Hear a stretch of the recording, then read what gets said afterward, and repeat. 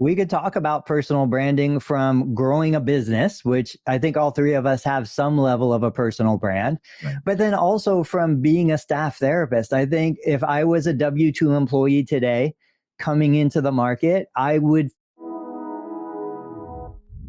All right. So we're going to talk about personal branding. This came about because I think I texted both of you a picture of a postcard that I got in the mail, an actual postcard mailer. People do postcard mailers, but hey, physical advertising never works. And here is what it looks like. This was laying in my mailbox, and it's just a postcard, right? It says Boston on the front, APTA CSM, date, a logo, Achieve Physical Therapy. I have no idea who these people are. And then on the back, I was like, okay, got it, Boston. But on the back, really grabs my eye, and it says Taylor Swift Miami, October 18th. Visit booth 5070. And I was like, what is this? For a chance to win 2 free concert tickets to see Taylor Swift, who I don't know if you guys have seen, but she's got a little bit of airtime going on. She's making a couple of bucks out there. And I was like, this got my eye, but I had a few thoughts about this mailer. And I shared the front and the back picture with you, and I wanted your thoughts. And we didn't share really thoughts. We did a little bit, and then we said, stop, let's just share them on the live stream. What were your thoughts on the mailer? Who wants to go first? Dave, you go first. I first of all, I would just be skeptical. Like, are they actually giving away tickets at the booth? I understand that it's for attention. Right. They want CSM attendees to come to the booth, and it's probably, this is before I looked up the website, but I was like, it's probably a recruiting thing where they want to get more people, their names, their emails, their phone numbers to write down or enter it on an iPad or write it down on some list or something for them to collect leads to then try to recruit those therapists, even if they're from across the country, to come, move to, work at that Boston clinic. They have like 5 locations or whatever. I think it's a good idea if, for attention and marketing, and we're talking about it. Like I said, you sent us pictures. We're talking about it on a video right now. So obviously it did its job, first of all. Right. Is it a real giveaway? I don't know. Like, do they actually have the tickets? Maybe not, because I think you said it's like a chance to win. So it's like the practice is also in a chance to win. So it's like, do they actually have the tickets or not? I don't know. I think they do. I mean, to me, in my mind, because I was on the back end of creating contests. To me, this is an ROI thing. We need attention. If you've been to an expo hall like APTA CSM before, it's chaos. It's like Central Park on the busiest day of the year. Taylor Swift tickets, I looked up really quick for that show, were like $800 to $1,000 a pop. So it's $2,000. They are not promising hotel, flight, all that. So it's $2,000. You're all in for $2,000. Unless they bought the tickets early when it was like a couple $100, because these are all scalped up because of, scalpers and whatever. So this is $2,000. A mailer, I don't really know. I didn't do a ton of mailers in radio, but they're not terribly expensive. So they obviously bought like $1 or $2 each. Yeah, so they got access to a list, and they're saying, and are you guys going to CSM? Are you on the? No, okay. No. Well, if anybody is watching right now and you got one of these, put in the comments. I want to know. Because I'm guessing they got the list, but maybe they didn't send them to everybody, because I am in New York. I'm a couple states away. I wanted to know if someone's going to CSM from California, did they get this? Because that could be another segmentation to just reduce costs, but also increase like accuracy. Because there's a marketing person that they're into this who's got to answer for this. If it, what happens, right? I think it was good. I think it was a good campaign. Got my attention. I was like, Taylor Swift. It's sort of like, really though, which is cool. And I forget what the name of the principle is. There's always these like, the Murphy's Law and the Pareto principle. But there's a principle in giveaways.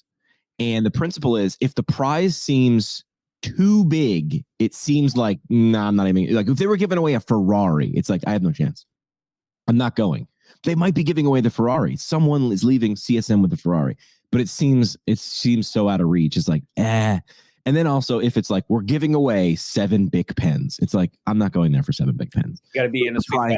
Right. If the prize is too low, it's like, why bother? I'll probably win, but who cares? But too big, it's out of reach.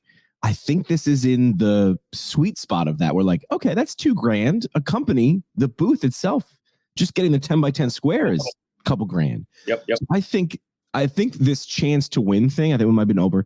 That's just legalese and how you have to say it. Because I don't think so. I think this was good. Yeah, and then I had to look them up, because I was like, are they a marketing company? What are they doing? So I don't know. This might have been carefully not a lot of information on their card, because I did the same thing too. I think if they would have done, my only critique would have been put less on the card, like going to CSM.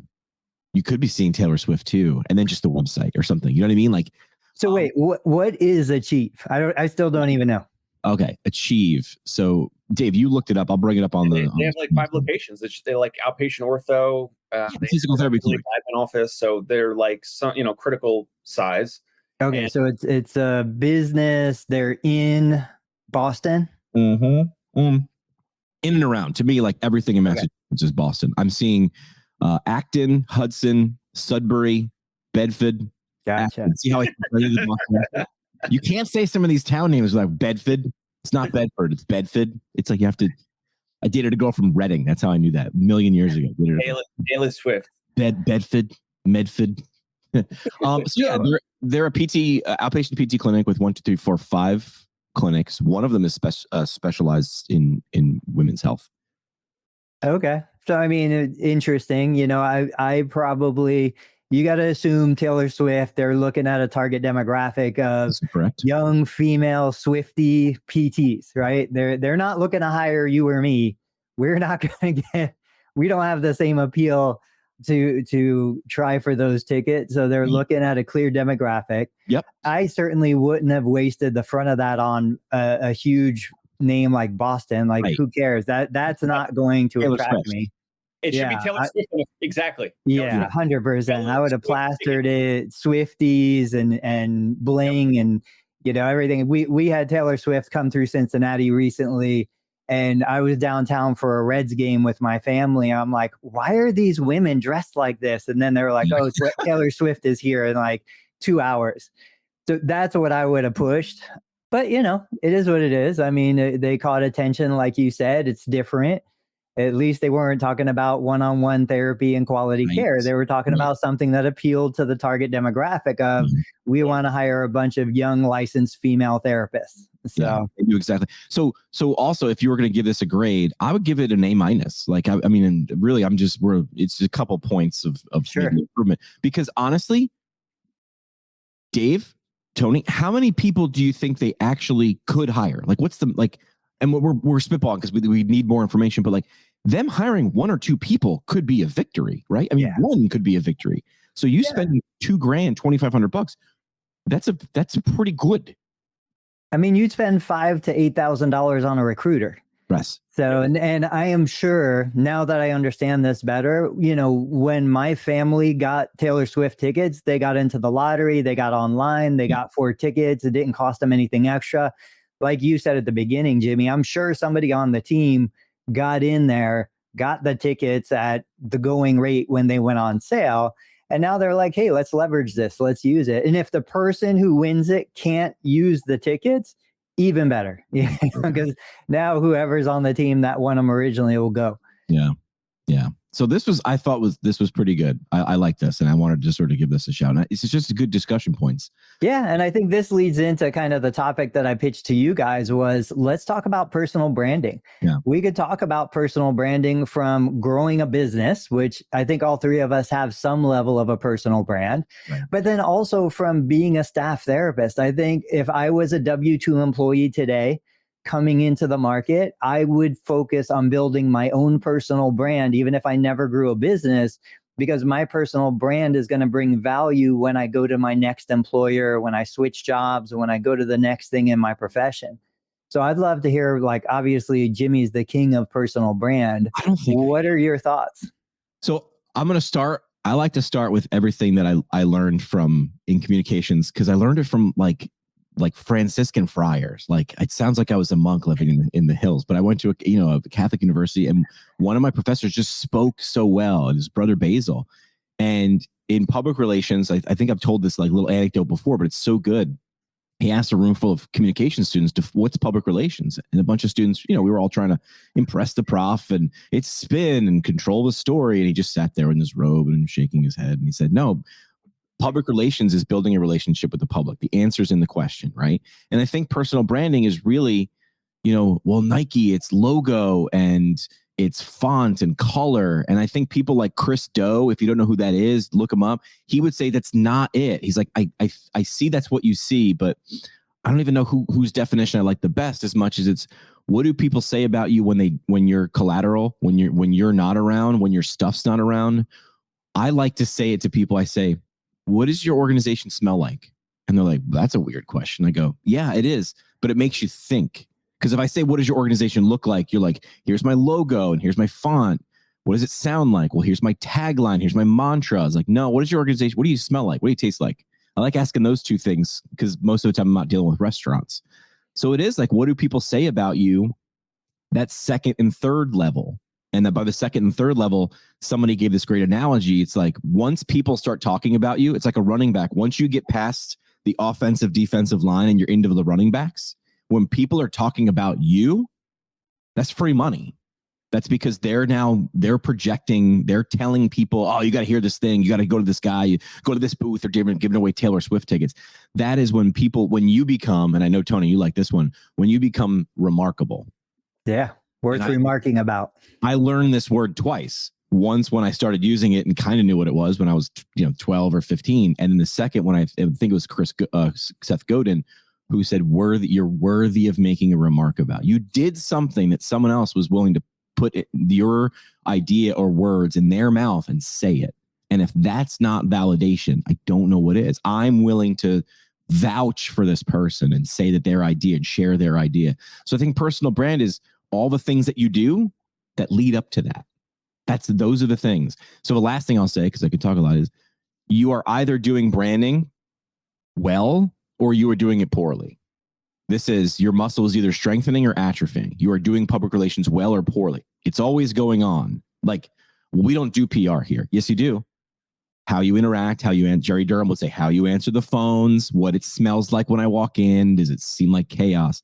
That's branding. That's public relations. That's part of the relation. How do you make me feel? What do I feel like when I walk in your clinic, right? A bunch of clinic owners are going to go out and buy a bunch of air fresheners now. What does my clinic start baking cookies in the clinic? You can get an automatic oven and buy those frozen cookies and start baking cookies in the clinic. Yeah, absolutely. So I would say I like to start with the definition of what is it? Because it is sometimes it's this amorphous thing and people like to think it's a logo I've got to spend 10 grand on. It's not. Dave, what do you guys do for personal brand, for business brand? Not much on the patient facing side, actually. I have an Instagram handle and we haven't posted anything, but eventually we need to do videos and pictures and all that. I have a bunch of like selfies with previous patients or current therapists with current patients and clients that agree to, selfie pictures, and we got to get them on video and all that. I thought when we were talking about personal branding, I thought we were saying for the audience, like if they're either a practice owner or if they are like a staff PT. Now on the staff PT side, let's say, because that'll probably reach more folks potentially. Sure. So I would love personally, and here's what's in it for me. I would love in general, if there were staff physical therapists that were coming to me, looking to potentially work with me and say, hey, I have this personal brand, I have this following, whatever. And then they can leverage that to get higher rates or higher salary or higher compensation from me, especially if they're bringing some patients or if they're bringing some leads and patients to us where we have to do less work and we don't have a customer acquisition cost for that.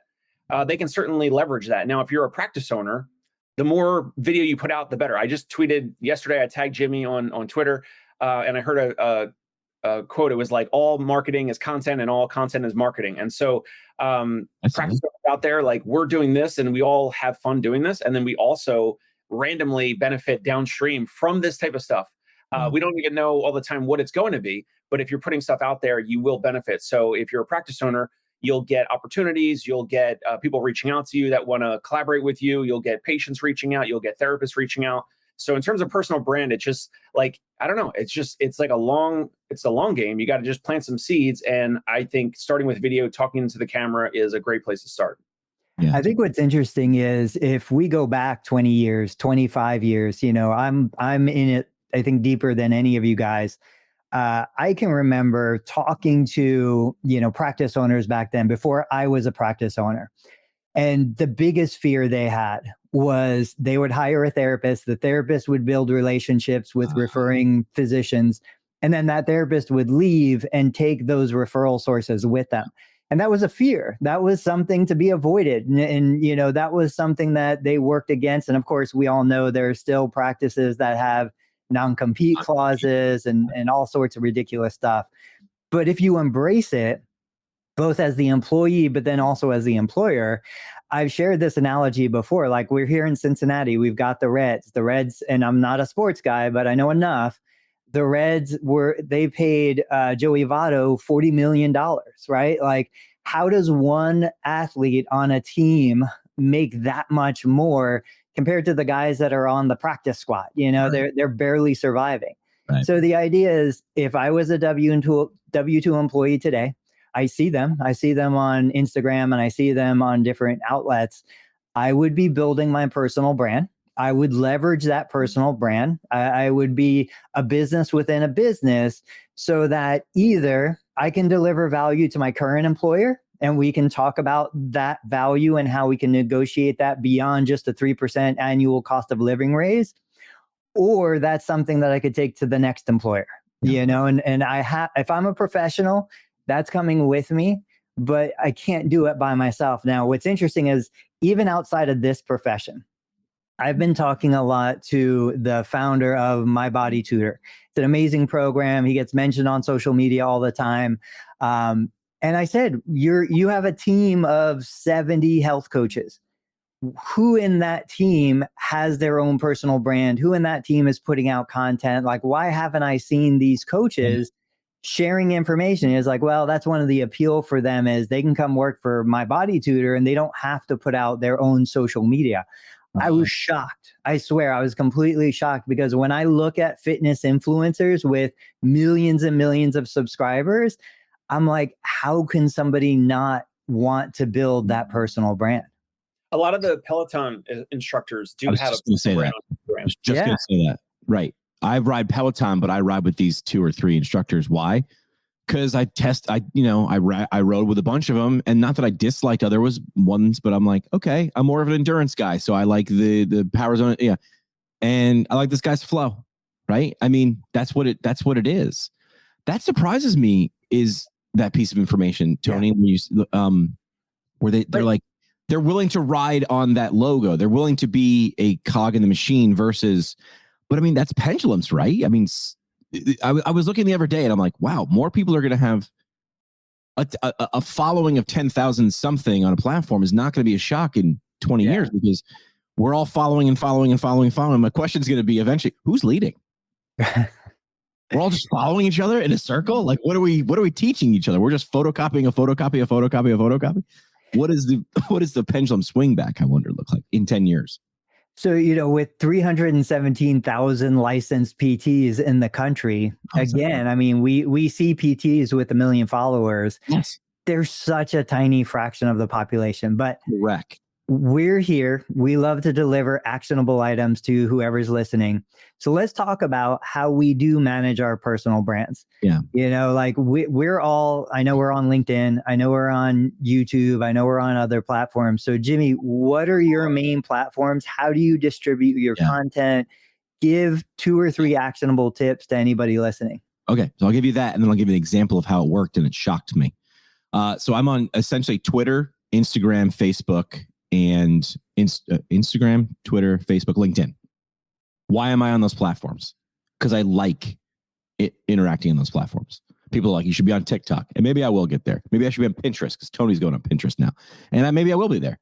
But right now I like playing where I'm already talking. Like, I feel like I don't mind. I like Twitter a lot more. And wouldn't you know it, Tony, I have a larger following on Twitter. Why? Because I play there more. Grass grows where you water it, right? I like the speed and the interaction and the voyeuristic. I can watch a conversation without having to be involved. That's harder on other platforms. I don't mind Instagram, because I'm not really a picture guy, but when Instagram went into video, I got more interested, right? When it really embraced video.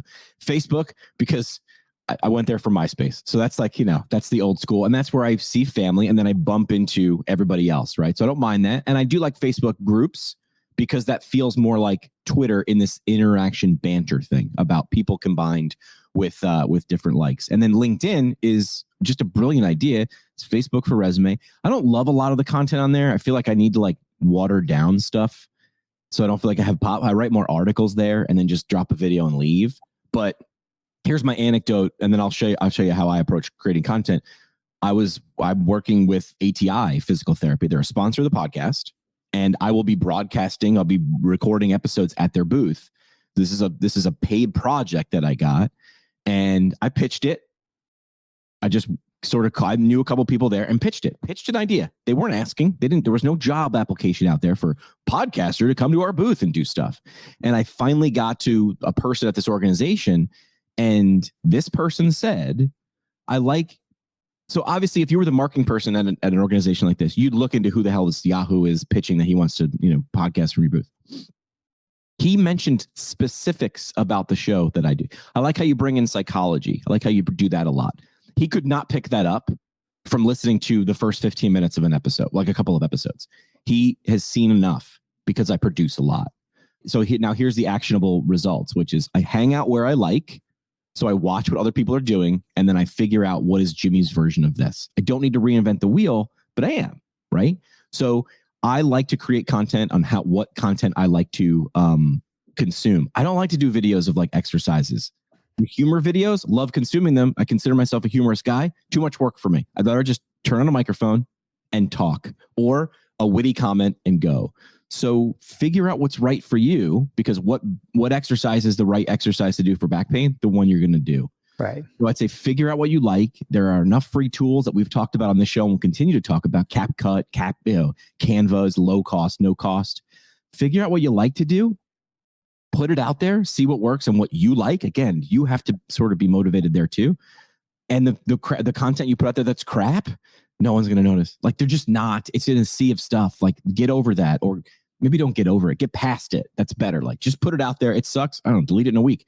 So do that, and that's your brand. That's it. It is that thing that cowboys used to have. The thing they used to brand a cow with. Right? There's the logo of the Yellowstone Ranch. I like to say branding is, what are you doing with your hand to heat that brand up? The more you do, the hotter that brand is. So when you touch something, it leaves a mark. So that's how I look at branding. Vigorous friction. That's branding. What about you, Dave? So I'm on Facebook, Instagram, LinkedIn. I am posting videos over to TikTok as well. I have joined TikTok. So Facebook, Instagram, LinkedIn, and Twitter. So here's a thing. Facebook is who you know. Twitter is who you want to know. Oh. So Facebook and Instagram are who you know. LinkedIn is who you want to know. So I will put a lot of content across all the platforms. LinkedIn, I'll be a little bit more professional on my, Facebook and Instagram stories. I'll say the word "ant" or instead of "isn't," or I'll say like my homies hanging out with Tony and and Jimmy, like my homies, my buddies, whatever. But on LinkedIn, I'll be even maybe tighter, a little more, because it's people that I'm connected with. Like, I don't know, like people that could be on my show in the future. I don't want to rub someone the wrong way. Maybe they could be future investors. Who knows? Like, whatever. But I will kind of cross-pollinate the same type of content across different platforms. I did hear a podcast episode how like certain agencies will create new accounts. So for example, it'd be like at Dave Kittle Show clips, at Dave Kittle Show reels. Why is that? So go ahead, Tony, jump in. So yeah, I might have watched the same episode as you, listening to a guy. What this one company was doing was they were creating these multiple channels. So like YouTube, you'd have the full length, you'd have the clips, you'd have the shorts, all different channels. Just, it gave them a place to just push and push and push more and more content. Part of his guarantee was, we guarantee we'll get you so many millions of views in so many days.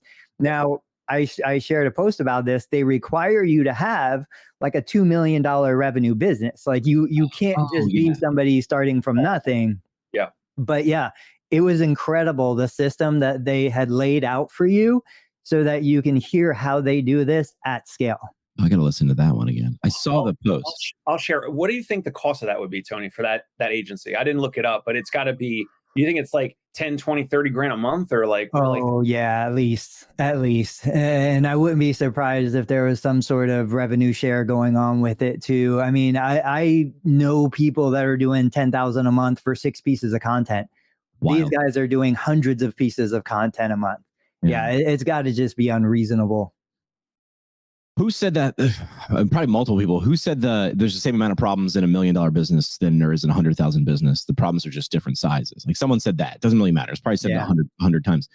And it's funny is like I've needed to look at people in a Zoom call and say, I don't think we should work together because I don't think our values are aligned. Where they're like, but you're doing 10 things. Like you said, have you seen people do $20,000 for 10 pieces of content? It's like, well, then each piece of content's $1,000. How much are you getting per hour? It's like, again, Chris Do would say, you're paying for the result.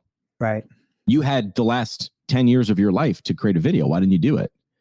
Well, you didn't know what to do. You didn't know how to do it. You didn't know when to do it. So I know all those things. So I'll be rewarded for those things because they'll bring in results. But I want to go around that concept again that you just mentioned, which is a lot of times starting from zero, starting with a brand that gives you their 100% of your marketing budget, and their marketing budget is $5,000 a month. And you're like, here's the deal. I can't take that. I won't take that because I don't know if I'm going to get you the ROI. Because your ROI, if I get 100% of your $5,000 a month budget and you're all in, you're going to need results tomorrow. And I'm telling you, what we started talking about this is relationship building. So this is where I get funny too. I'm going to do this in my presentation at CSM. If you want a relationship where you give the audience or your user money and they hang out with you, as long as you're giving them money, that's a stripper.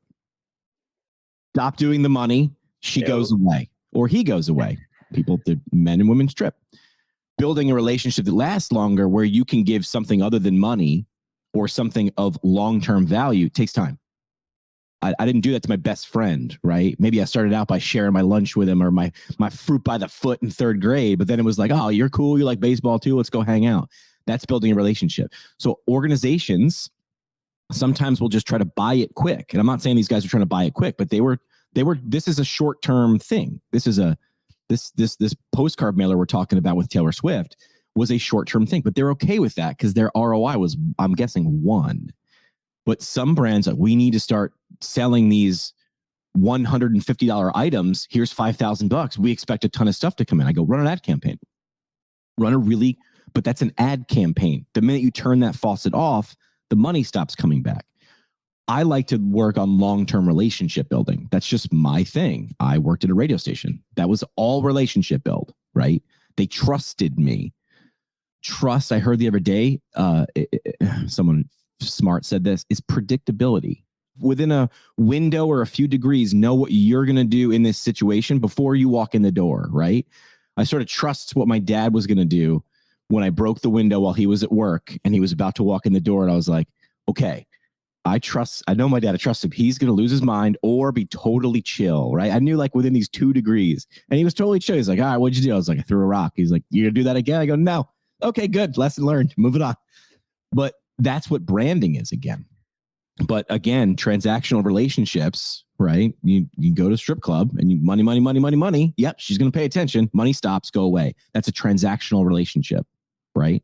You can pay something different. And that's where we talk about value and content. And when I see Dave 50 times, have we talked about the 7-Eleven 4, 7-Eleven 3? Really? Yeah. 7-Eleven 3 concept real quick is to get to the point where you trust someone through what's called an asymmetrical relationship. This right here. People watching right now on a live stream or listening to this on the replay might have never met me, although I am on the CSM 2024 bingo card. We'll talk about that. It's weird. It's funny. They've never met me, but there's an asymmetrical relationship because they feel like they might. I feel like I know who Taylor Swift is because I've seen enough footage of her. So 7-Eleven 3, you have to get to 7 hours of total exposure to someone. I think we're past that with Taylor Swift, even if you've never tried to be with Taylor Swift. Listening to a song that the person sings, watching a webinar, it does not have to be in one shot. You don't need to hang out with them for 7 hours. It could be a bunch of shorts that leads to 7 hours. 11 has to be at least 11 instances. So a bunch of shorts, a bunch of reels, a bunch of posts over and over and over, and at least in 3 different platforms until you'll think this guy's just everywhere. And I've had people say that to me. how do you have a job? You're like everywhere. I go, there's systems, and we can go over that in a future episode, like how you actually get 200 pieces of content a month. I've trained people and they're like, that's impossible. I go, I'm doing it right now while I'm also coaching you as a job. It's 100% possible. You don't need me to hide the secret. This is on YouTube. Gary Vee will show you how to do it, or 50 other people will show you how to do it. So that's that 7-11-3 principle, or 7-11-4 principle. I might be messing that last number up, but is how you get to that. So that's relationships. And that, I don't even know how we started on this. Yeah, that was awesome. You hit so many topics. Before I share what I do for building my brand, we were talking about like the value of the client, the value of what you do to the client. I've shared videos talking about 3 kind of pricing models, but the most important one, again, Christo, the Future Podcast. Great show. I'm shocked Dave doesn't know who that is. Oh, once you see it, you'll know who it is. I just don't. Is it D-O? D-O. Look up the Future, F-U-T-U-R-E. Spells it funny. No, like, here's the best part. Spell it wrong. Yeah. And you'll still find him because he's everywhere. And he's just done it well. Like, okay, I just Googled him. Yeah, I've seen him. Yeah, I'm not subscribed, I don't think. You should be. So something we don't talk about enough is, we want to get paid more, but we don't consider the value of what we're delivering to the individual. And I know, I get it. It's sad to say, like, I'm going to put my mom on the spotlight here. When my mom was type 2 diabetic, renal failure, frozen shoulder, multiple comorbidities, all of this stuff going on, she was so far down that medical model path that no matter the best physical therapy session in the world wasn't really going to have that big of an impact, right? So for her, she wasn't going to pay for it. It wasn't going to make a difference. It wasn't going to move the needle in regards to quality of life, health, any of those things. But on the flip side, you take somebody who, and I always say, like, major league pitcher who wants to get back to pitching, has a $10 million contract at stake, that rotator cuff repair, that Tommy John surgery, that whatever, it's going to have a major financial impact. The same post-surgical protocol for the pitcher versus my mom, very different dollar value, and they should be charged appropriately. The Nike swoosh is worth a lot more than what I would pay for a Fiverr artist to create a swoosh for me, because Nike is going to put a heck of a lot more money behind the swoosh and putting the swoosh out there on every piece of merchandise they sell. Right. So I do really think that we can't think of what our service is worth from our perspective.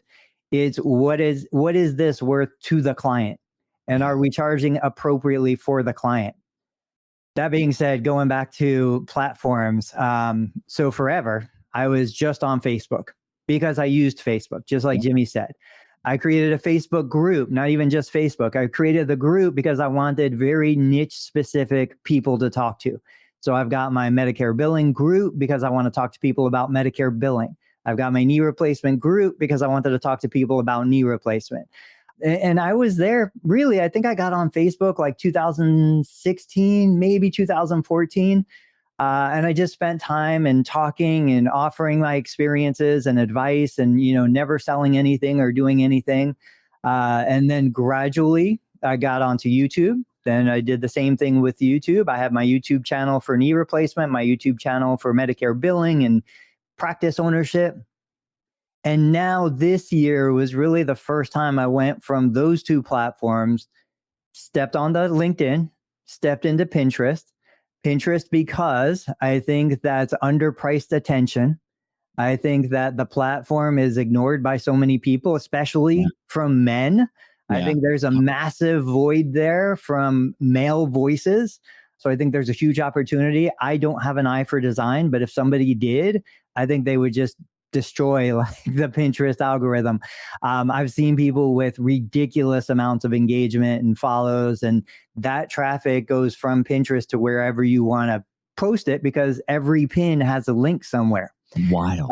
It's crazy. And then, of course, LinkedIn, just like Dave said, building a professional network, but it's definitely a different community. They have different values, but I realized that I honed the knife on Facebook and YouTube.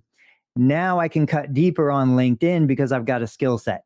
I can talk, I can record video, I can do things that the typical CEO, the typical person on LinkedIn, they're just not doing, or they're not doing well. Let me ask you this though. How much, and ballpark it, what percent do you change when you make a piece of content for a specific platform? Or do you just shotgun? I make a video, it's a vertical video, and I share it everywhere. Or do you tailor it a little bit? If so, like how much? It's a good question. I wouldn't say I necessarily, what I do is I create content that I want to talk about. Got it. That I think people want to hear about, that people are looking for. So I should take 2 steps back. It's not that I want to talk about it. It's that I see a void. People want this information. I believe that I've got a unique perspective. So I create the content specifically for the identified void. Then what I do is I say, okay, this content is appropriate for this audience. I'm going to share it to that audience. Yep. So on LinkedIn, I share mostly my practice stuff. This morning, yesterday I saw somebody post something about a 4% Medicare reimbursement increase that they wanted people to write letters to Congress about, right? I'm like, 4%? Seriously? Is that going to make a difference? Is anybody going to, be able to afford a mortgage or a house because Medicare is paying us 4% more? It's like, we're fighting for scraps. I don't want to be in that game. Right. That's a LinkedIn post. Like that's content for LinkedIn. That's content for my Medicare billing group because it's very topic specific. So I create the content based on the void that I see, not just what I want. And then I put it on the appropriate platform to speak to the appropriate audience. You thought about it. Sure. That's a little bit. That's what I want people thinking about. Is like, the example was I ran an alternative rock station. So Linkin Park, Foo Fighters, Metallica, AC/DC. But every once in a while, a song would come along and I'd go, this fits enough and is weird enough that I want to play it because this is the exception, not the rule. Hey There, Delilah. My radio station that should have been a pop song, but we played it at night mostly, not during the day. And it was because I thought about it enough, and I was like, I think there's enough crossover for the dudes who are rocking and the people, and we had females too, about 70-30 maybe. So it made sense. But I thought about it. I mean, I painstakingly thought about where does this belong on the air or not? Is this something we get involved with or not? We thought about that a lot, and you should too. Is what I'm trying to. That's why I'm telling that story. It's like Tony thinks about it. It's like this isn't a LinkedIn thing. This is, oh, okay. I look at the world in Venn diagrams and I'm like, this is me. And then what circles cross over and touch a little bit, a lot. Does this deserve, and then also, does it deserve my time? Like, do I have time for this? And if the answer is yes, yeah, okay, it falls in my circle. It also falls in one. See, Tony's example is really great. The knee replacement, the Medicare billing placement, those are 2 different audiences. One is consumer facing, one is clinician facing. But you're like, I like talking about these things. Check. I feel like there's value here. Check. Is there a void here? Check. And to the void thing, I will say, if you go on YouTube and there's 100 videos about knee replacement and you're like, it's saturated, I will tell you you're wrong. Right. 100 is a lot. And compared to the world and attention spans across the world, it's not a lot. So yeah. And the way this would apply to, again, an employed therapist right now sitting out there listening to us, if you start putting that content out that's patient facing, if you start talking about the things that are important to you philosophically, like you as a therapist, what is uniquely valuable to you? What is important? What do you want your patients to hear, to see, to know? You share those messages. I guarantee there's an audience for that. And then what happens is the patient facing content brings you better patients, brings you patients that don't cancel, that connect with you, that feel like you're their best friend, that they know you because they've listened to 20 of your videos already. And now when they schedule and book that appointment, they're committed. They're not going to drop off and cancel and no show. From the employer side, if I'm looking at hiring clinicians, like just imagine the impact of, wow, there's a therapist here in Monroe, Ohio, who's putting out content. Obviously, that indicates they're motivated, they're self-starter, they're capable of seeing something through. But then I also know that they have their audience, they're going to bring that with them. That therapist's value just rose 20, 30, 40%. Yeah. And so if I'm talking about the difference between paying someone $82,000 a year, $120,000 a year, that's where that difference lies. It's not in them, trying to get a 4% raise in Medicare reimbursement. Right. It's in them bringing their audience with them. And truthfully, it's in me knowing as an employer, okay, I have more than just the interview to base my decision on, right?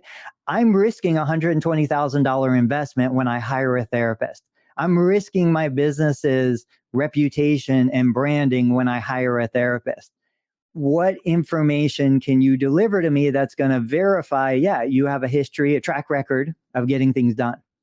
All of that comes through social media. Yeah. Dave, what do you think? Let me ask you a quick question. So on the practice owner side of things, Yeah.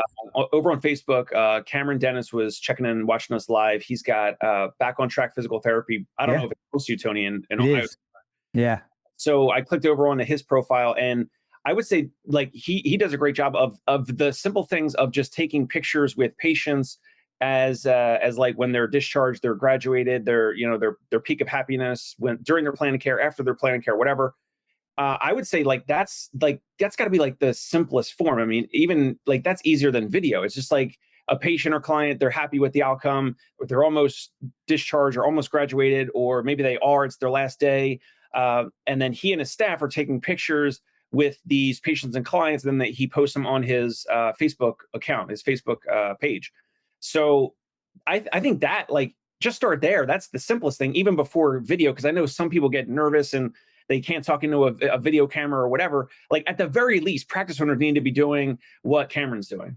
Yeah, 100%. Cameron's a great guy. We've met in person a couple times. I remember watching, he would create videos. I swear he looked like he was 12 years old. But I've followed his growth and his development. Yeah, like in my clinics, I'm not the most social person. I'm not. So what I would do is I would grab other therapists who are a little more social and bubbly than me. We'd grab pictures, and this is going back before Facebook, before social media, but we would get pictures on graduation. We'd get pictures on any major achievement. We would give the patient literally a printed picture. We had a photo printer when that was modern in the clinic. But in today's world, if you're not taking pictures with your clients, sending it to them, getting them to share it on their social media, getting them to tag your business, what are you doing? Like, we're in 2024. How are you not leveraging those most basic opportunities? Yeah. Help them talk about you. Make it easy. Make them the star of the show. I was talking with, I can't remember. I talked to a lot of people. Oh, I know who it was. I can't tell you who it was because we might be rolling this campaign out. So working with an organization, and they said, we want these two audiences to do these two things. I said, great. Those are great call to actions. It's great. We started with the end in mind.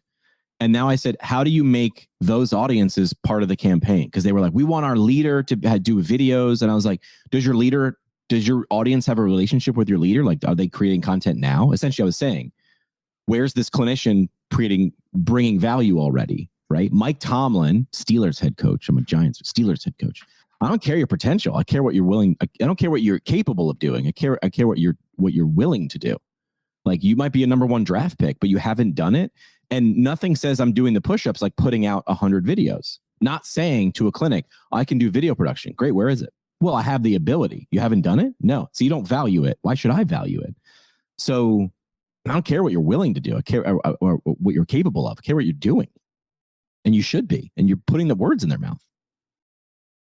Show, not tell.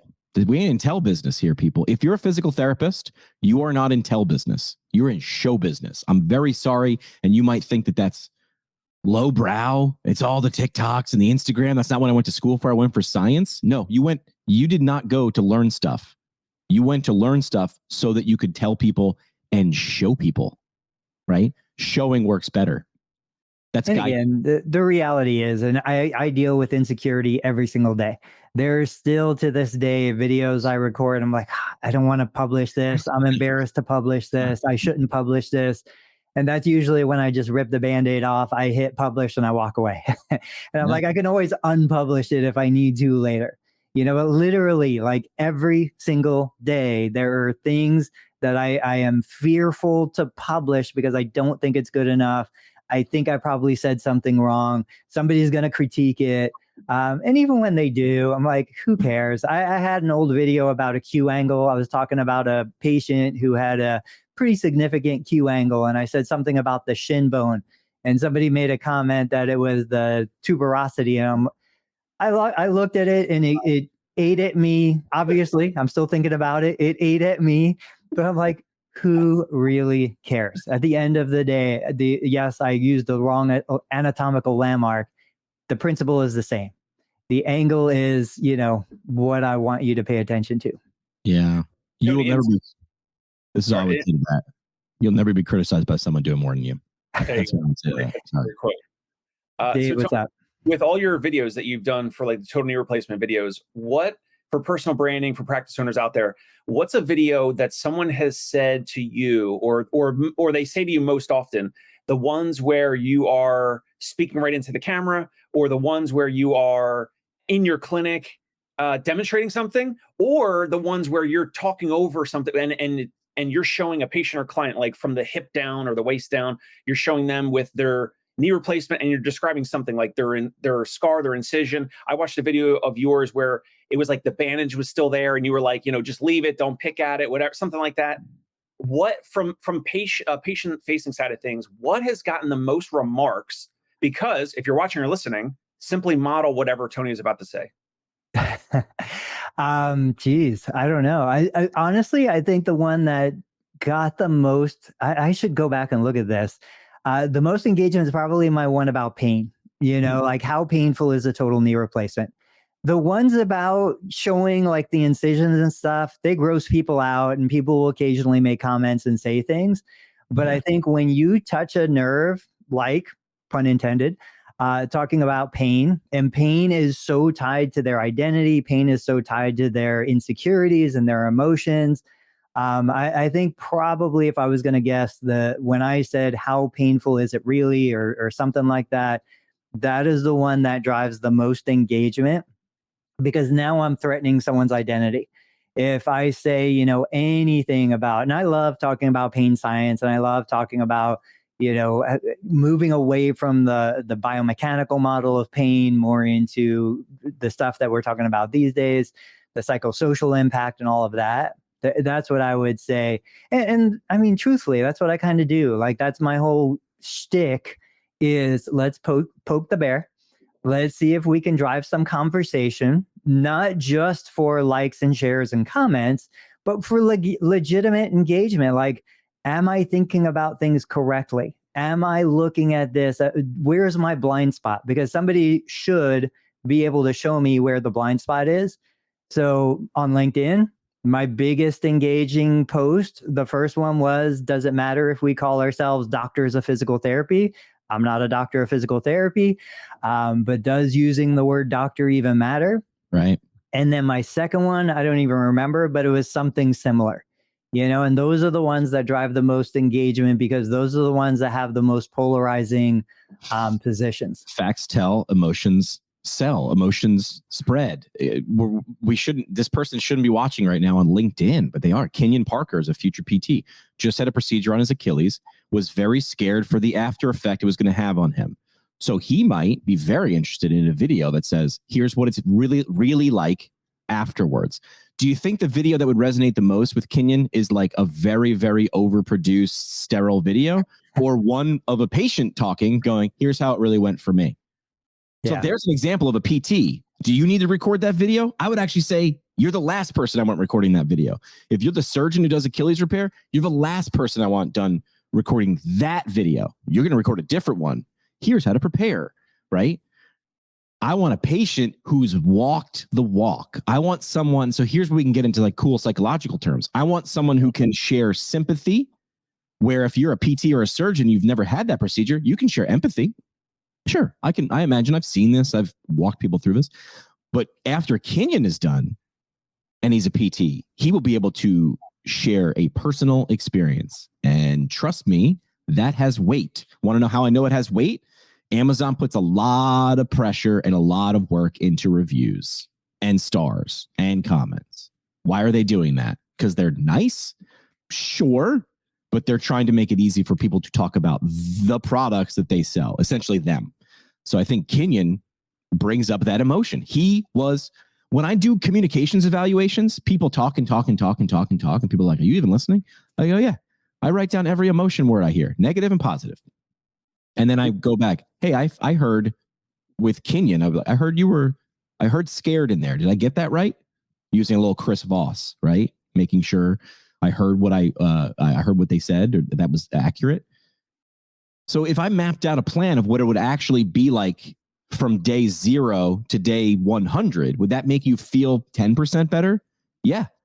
What if I laid exercises over that timeline from day 0 to day 100? Would that make you feel more secure? Yeah. What if I put my phone number you could text at the bottom right hand of that screen of that PDF I'm going to give you? Would that make you feel better? Yeah.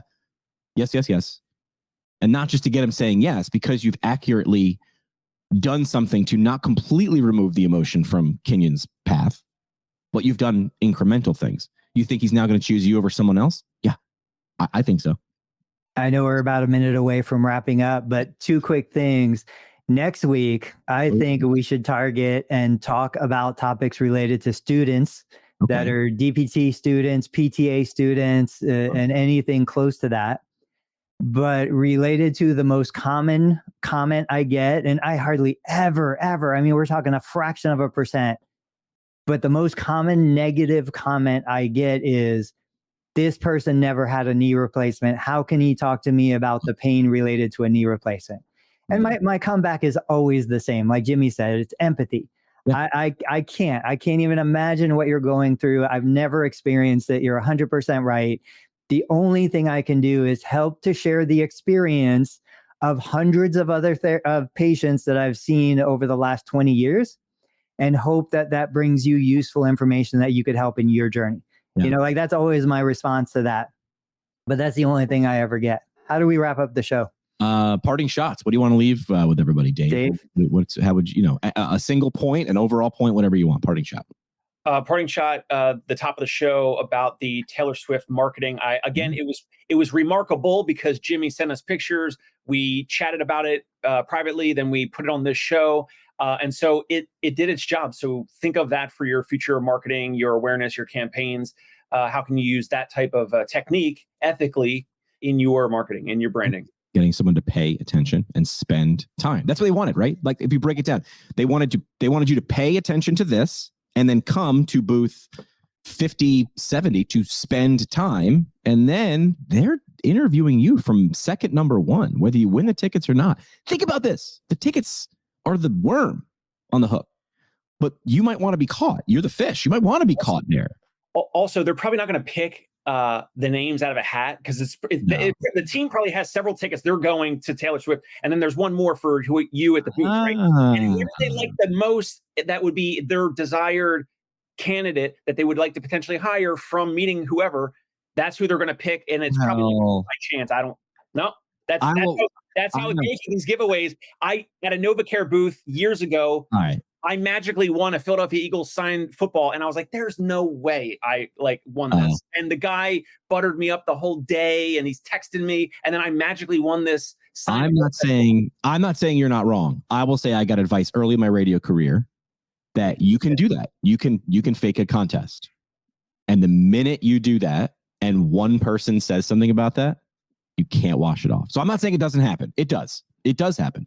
I don't go anywhere near it. You're right. I'm just guessing. I don't go anywhere near it because all you need is someone on your team to now go work for another team and go, Jimmy fakes contests. And now you can't wash that off because that's branding too. So I'm like, listen, I know you want to give it to this, but listen, do that. Give that person it, but you got to pull a random winner for another, and you have to do 2 prizes then. You have to. Tony, what's your parting shot? Dave, that's the most Brooklyn, New York thing I can imagine someone saying. I love it. Hey, I don't know if I ever told you, my dad was born and raised in Brooklyn, New York. Hey, my parting shot is, look, you take a plain white t-shirt with a Fruit of the Loom logo on it, and it's worth $3. Huh? You slap a Nike swoosh on it, and it's worth $33. Like, if you want to earn more as a W-2 employee, start putting out content, start building your brand, build your network, and your net worth will go up. Yeah. I would say start, and you're going to be terrible. If I had the cassette tapes for my first radio broadcasts, it would be nails. You would never say that this person was going to make it 10 minutes in radio. I was willing to suck, and then I was willing to get a little better, and I was willing to do the push-ups because I wanted the triceps, right? I wanted the pecs.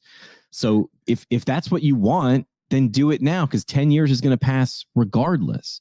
And don't try to be someone else. It's effort to try to be someone else. If I tried to do, other people's content, it'd be effort, and you'd see right through it. So any tips for students and future PTs that may feel like they're behind? Behind in what, Kenyon?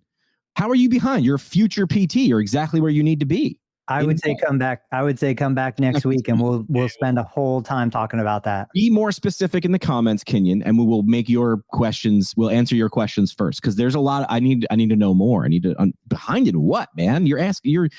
Somehow you followed one of us on LinkedIn, and you're here. So feel like you're behind on what? You're already ahead of the curve. You're on the bleeding edge, man. Because no. But what it tells me is you're looking for things, and that tells me that you're not behind. For next time, I also think that Tony's probably under monetizing ChoosePTFirst.com, and Jimmy is probably under monetizing the PT to PT referral group. I told him before I've probably generated like $20,000 off of new patients from Jimmy's Facebook group. The Facebook group that I started. That's another topic for the future. We all got to run. Let's wrap up. Hey, it's Dave Kittle. Are you a healthcare business owner or physical therapy practice owner who is looking to figure out your succession plan or exit strategy? We might be able to help. And in fact, we may be interested in acquiring your practice. If you're interested, you can reach out to me. Shoot me an email at dave@conciergepainrelief.com. That's DAVE@CONCIERGE painrelief.com, or you can call me at any time, 646-781-8884.